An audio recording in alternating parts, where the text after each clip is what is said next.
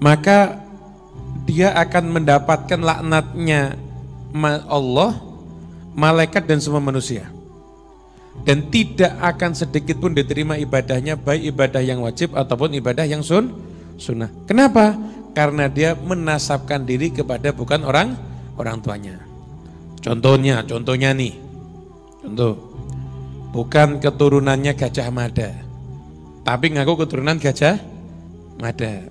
Masuk ini, bisa kena ini. Bukan keturunan Wali Songo, tapi dia ngaku keturunan Wali Songo, kena ini. Kenapa? Karena dia menasabkan diri kepada yang bukan ayahnya. Lah harus dipahami bahwasanya tentang pembahasan nasab. Nasab itu ilmu pasti. Nasab itu ilmu pasti. Nah, sekarang ini banyak orang menasabkan diri padahal kadang-kadang karena kabar yang tidak jelas.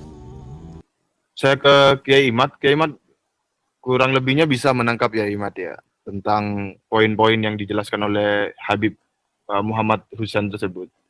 Bagaimana ya Imad? Ya, saya bisa menangkap beberapa poin dari apa yang telah disampaikan oleh Ba'alawi ini. Ba'alawi Husain ya namanya. Bahwa yang pertama titik poin adalah tentang nasab itu adalah ilmu pasti.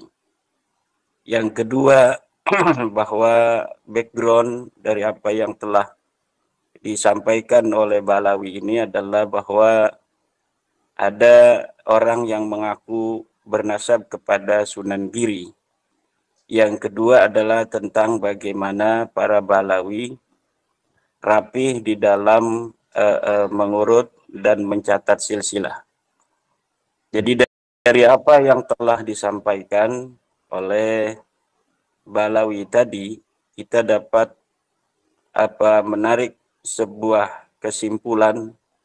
Pertama, sebenarnya yang disampaikan untuk poin pertama yaitu tentang bahwa nasab adalah ilmu pasti, ini di situ saya setuju. Karena nasab adalah merupakan bagian dari ilmu sejarah. Menurut sebagian para ahli, sejarah adalah termasuk di dalam ilmu pasti. Sebagian yang lainnya mengatakan bahwa sejarah bukan ilmu pasti. Dari perbedaan sudut pandang dua kutub ini sebenarnya muaranya sama. Mereka yang mengatakan bahwa sejarah adalah ilmu pasti, yang dimaksud di dalam sejarah itu adalah sejarah masa lalu yang betul-betul terjadi berdasarkan dengan bukti yang faktual, yang empiris. Maka disebutlah itu sejarah sebagai ilmu pasti.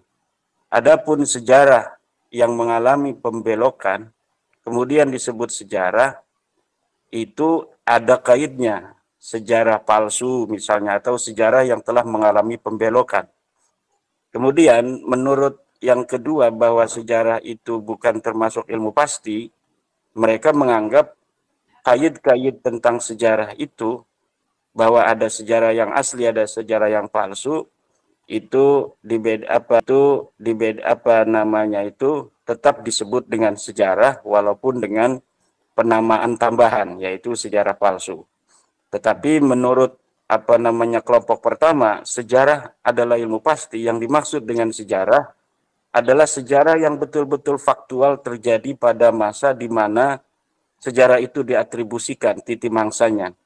Adapun hal-hal yang fiksi, hal-hal yang hanya bersifat dongeng atau pembelokan sejarah, maka itu sama sekali tidak bisa disebut sebagai sebuah sejarah. Karena nasab bagian daripada sejarah, maka nasab juga adalah ilmu pasti. Itu saya setuju sampai di sana apa yang dikatakan oleh Ba'alawi Husain tadi, bahwa nasab adalah ilmu pasti. Oleh karena itu, tadi dia juga mengatakan bahwa nasab tidak bisa diisbat oleh mimpi. Apalagi dapat nasabnya itu dari mimpi. Ini sesuai dengan apa yang telah dikatakan oleh seorang pakar nasab yang bernama Syekh Khalil bin Ibrahim Ad-Duwailimi dalam kitabnya Muqaddimat fi Ilmil Ansab, bahwa yang dinamakan dengan isbat nasab la yasbutu birru'yah. An-nasabu la yasbutu birru'yah artinya bahwa nasab tidak bisa diisbat oleh mimpi-mimpi. Nah, cuma sayangnya Ba'lawi tadi itu membuat contohnya kepada nasab Sunan Giri. Saya ini keturunan Sunan Giri. Tuh, kok kamu bisa tahu? Iya, saya tuh pernah naik bis, ketemu sama bapak-bapak tua, dibilangin, kamu itu keturunan Sunan Giri, berarti saya ini keturunan Sunan Giri. Ini berarti yang ngomong sama yang diomongi jeleknya podo ini berarti. Kemudian Ba'lawi tadi juga mengatakan bahwa kalau para habaib Ba'lawi itu nasab mereka tercatat dengan rapi. Bahkan ada seorang nasabah dari Ba'lawi yang mampu untuk menghafal dengan catatan yang rapi seluruh Ba'lawi yang ada di Indonesia dan Malaysia. Di kalangan para habaib, nasab ini dijaga. Ada orang-orang tertentu yang memang berkhidmat untuk mengurus nasab. Dan ada namanya pohon nasab. Dulu tuh generasi terdahulu, mungkin sekitar 60 tahun, 70 tahun yang lalu, ada namanya Habib Ali bin Ja'far As-Segaf. Beliau ini Masya Allah, itu beliau insya Allah nasabnya habaib se-Indonesia dan Malaysia punya semuanya beliau. Dibuat pohon begitu. Jadi orang ngaku-ngaku langsung ketahuan, ada enggak di pohon? Enggak ada. Berarti bukan. Punya semuanya beliau ini. Betul, Masya Allah, khidmat kepada urusan nasab luar biasa. Ini ada falasi di sana yang disampaikan oleh Ba'lawi tadi.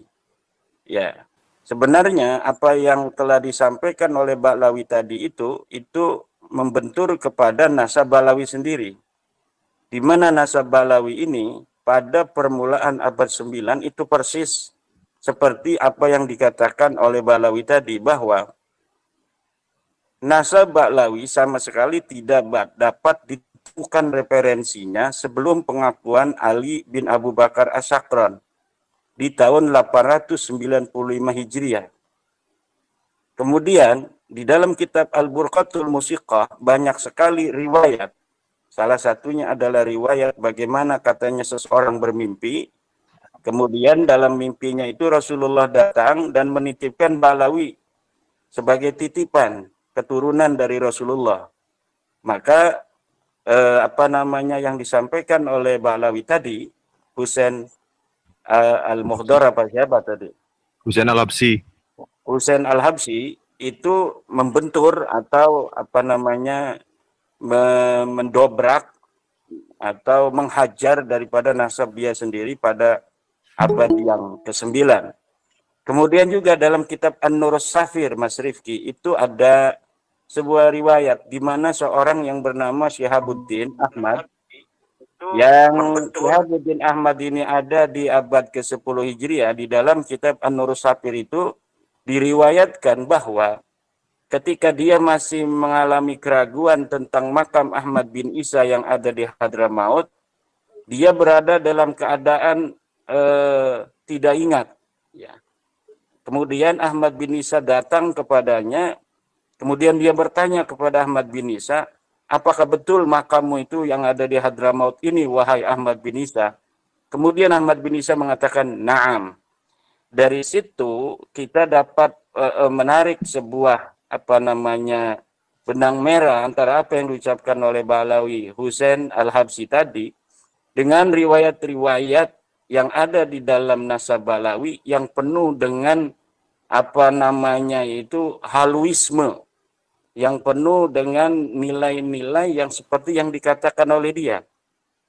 Satu sisi dia mengatakan bahwa nasab itu adalah ilmu pasti, di sisi lain banyak riwayat-riwayat di dalam tradisi literatur Ba'lawi yang mengatakan bahwa beberapa macam item-item sejarah kenasaban mereka itu diisbat oleh mimpi. Walaupun di dalam Alkitab Al-Burqatul Musiqah secara empiris kita dapat melihat di dalam kitab itu nasab mereka itu mulai dibangun pada abad 9 itu. Tetapi nasab Balawi ini nasab yang betul-betul keluar, yang betul-betul muncul, timbul di abad 9 itu.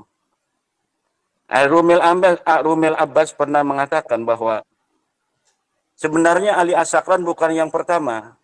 Karena di dalam nasab itu, di dalam kitab Al-Burqatul Musiqah itu, Rumel Abbas itu mengatakan bahwa Ali As-Sakran hanya mensyarahi atau mengomentari sebuah syair yang diciptakan oleh Bakusher.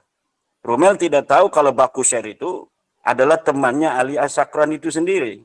Bisa jadi puisi-puisi yang diciptakan oleh Bakusher itu adalah puisi pesanan dari Ali As-Sakran karena dia masih hidup sama gitu. Dia adalah murid daripada pamannya Ali As-Sakran itu. Ya kalau misalnya orang yang hidup satu masa, kecilnya bareng. Saya lagi bikin kitab nih Al-Burqatul Musiqah tentang nasab Balawi. Coba tolong dong bikin puisi tentang nasab kami. Sehingga bukan hanya dari kami kalangan Balawi yang mengisbat nasab kami, tetapi dari orang lain juga mengisbat. Itu bisa saja terjadi. Maka sejarah dan nasab itu jangan sampai masuk di dalam filsafat yang abstrak. Karena sejarah dan nasab itu adalah sesuatu yang konkret, faktual, maka jangan sampai difilsafati sehingga nilai kekonkretan dan faktualnya sebuah nasab dan sejarah itu kemudian menjadi abstrak. Kadang-kadang moral sejarah itu Mas Rifki memang mempengaruhi manusia yang ada. Ya, tetapi kejujuran seorang sejarawan di dalam bagaimana dia menulis sehingga menghadirkan sebuah historiografi yang betul-betul nyata terjadi di masa lalu ini sangat penting agar apa? Kemenangan, kekalahan, kegetiran, kepahitan, kemanisan itu semuanya dapat terekam kemudian jadi pelajaran untuk kita hari ini dan masa depan di dalam membangun peradaban. Nah, kalau umpamanya sebuah bangsa ya menulis sejarah, kemudian menulis sejarah yang sudah mempunyai nilai-nilai moral, di sana moral dimasukkan untuk kepentingan sesuatu hal misalnya, itu nilai historiografinya itu akan hilang. Kemudian dia menjadi sebuah filsafat atau sinkronisasi sejarah untuk mencapai tujuan bersama. Dan ini akan mengkaburkan posisi-posisi kesejarahan itu sendiri di masa yang akan datang. Nah, memang di satu sisi historiografi murni sesuai dengan fakta dan kenyataan di masa lalu itu kadang-kadang bagi suatu daerah yang tidak memiliki masih kesulitan memasukkan benang ke jarum? Alat ajaib ini dapat dengan mudah menyambungkan kabel dan dapat digunakan oleh di masa lalu itu kadang-kadang bagi suatu daerah yang tidak memiliki spirit perjuangan di masa lalu itu mungkin akan kurang bisa untuk menjadikan mereka yang hadir hidup di hari ini kemudian bisa menatap masa depan dengan penuh kebanggaan. Nah, tetapi para pakar ini sedang mengadu teori. Apakah penting kita untuk menghadirkan sejarah apa adanya atau kita harus mengkolaborasikan sejarah dengan moral sejarah sehingga suatu sejarah yang tidak baik di masa lalu kemudian tidak menjadikan orang-orang yang terkait dengan kedaerahan sejarah itu terjadi tidak menjadikan dia menjadi orang-orang yang inferior. Nah, kalau misalnya seperti daerah-daerah tertentu, ini sebut saja Banten misalnya, Mas Rifki, ini sebagai contoh saja. Yeah. Itu sejak 1800, di mana VOC itu kemudian bangkrut, kemudian Perancis, Belanda, kemudian betul-betul menjajah, karena sebelumnya kan sejarah yang mengatakan kita dijajah 350 tahun itu tidak sesuai dengan fakta. Karena faktanya sejak kedatangan Cornelis de Houtman ke Banten pada tahun 1590-an itu, dia datang untuk pertama kali sebagai pedagang. Kemudian sampai 1800, dari mulai 1600 sekitar 200 tahun itu mereka hanya mengadu domba antara satu kerajaan dan kerajaan lainnya. Nah, kemudian kerajaan Banten yang telah dikuasai secara ekonomi sejak 1682 sampai 1800, kemudian betul-betul dihancurkan oleh Prancis Belanda itu pada 1808. Sejak itu masyarakat Banten itu berontak karena dia telah merasa betul-betul dijajah. Maka baru beberapa tahun sejak keruntuhan daripada Kesultanan Banten 1808 dia diruntuhkan dengan perang dari Sultan Aliuddin yang memenggal kepala seorang Belanda yang bernama Peter de Puy. Kemudian disusul dengan Ki Nuriman yang memberontak dari Pandeglang, disusul oleh Mas Jebeng, disusul oleh tahun berikutnya oleh Mas Jakaria, disusul tahun berikutnya oleh Cilegon, kemudian disusul lagi oleh Nyimas Gampara, Nyimas Melati. Kemudian setiap tahun sampai perang Cikande dan perang Caringin itu setiap waktu terjadi sebuah peperangan sampai 1926. Kemudian sampai sebelum merdeka. Maka moral sejarah masyarakat Banten yang anti penjajahan itu kemudian mengkristal sampai sekarang bahwa kita anti kepada penjajahan. Dan yang nilai-nilai seperti itu, sejarah yang secara faktual memang betul-betul terjadi di masa lalu, apabila kesejarahan itu kemudian dicatat apa adanya, itu tidak menjadi masalah, bahkan akan menjadi spirit yang sangat kuat bagi masyarakat untuk dia itu muncul sebagai manusia-manusia merdeka, manusia-manusia yang ingin menjadi manusia yang tidak ada dalam kendali orang lain. Tetapi kalau semacam Ba'lawi, ini kita sebenarnya mau ngomong Ba'lawi. Alhamdulillah ini udah ada Kiai Haji Dr. Ubaidillah Tamam Al-Mutamakin. Assalamualaikum Kiai Dr. Ubaidillah. Tambah keberkahan ngobrol santai saya bersama Mas Rik. Ini kita ngomong kemana-mana ini dokter. Kita tadi mengomentari seorang Ba'lawi yang bicara tentang nasab tidak boleh diisbat oleh mimpi. Sementara di dalam literatur Ba'lawi banyak sekali hal-hal yang terkait dengan mimpi-mimpi.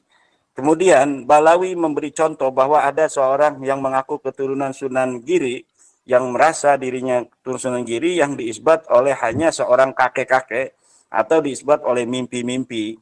Kemudian Ba'lawi ini Pak Dokter mengatakan bahwa kalau nasabnya para Ba'lawi ini dicatat dengan rapi. Bahkan di Indonesia ada seorang ahli nasab yang bisa untuk mendeteksi seluruh habaib Ba'lawi yang asli dari Indonesia dan Malaysia. Saya kira ada beberapa hal tadi saya telah komentari ini agar Dr.